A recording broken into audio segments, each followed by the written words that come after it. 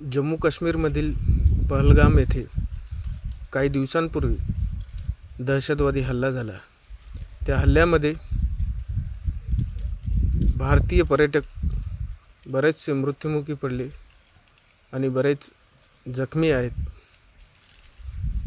त्या हल्ल्यानंतर एक चित्र संपूर्ण देशभर अशा पद्धतीनं पसरलं, ज्यामध्ये एक आमची ताई स्वतःच्या मृत्युमुखी पडलेल्या नवऱ्याजवळ उदास होऊन बसलेली आहे.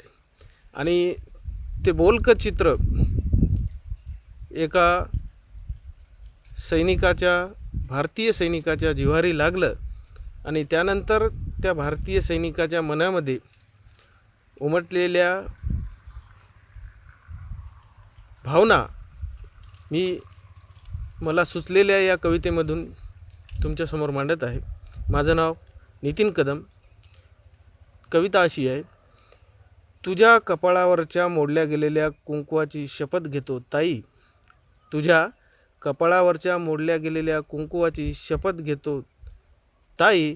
तुझ्या सुखी संसाराला उद्ध्वस्त करणाऱ्याला आता सोडणार नाही. तुझ्या सुखी संसाराला उद्ध्वस्त करणाऱ्याला आता सोडणार नाही. राजसत्तेकडून आता एवढीच आहे अपेक्षा. राजसत्तेकडून आता एवढीच आहे अपेक्षा. करू नका आता देशवासियांची उपेक्षा. राजसत्तेकडून एवढीच आहे अपेक्षा. करू नका देशवासियांची उपेक्षा.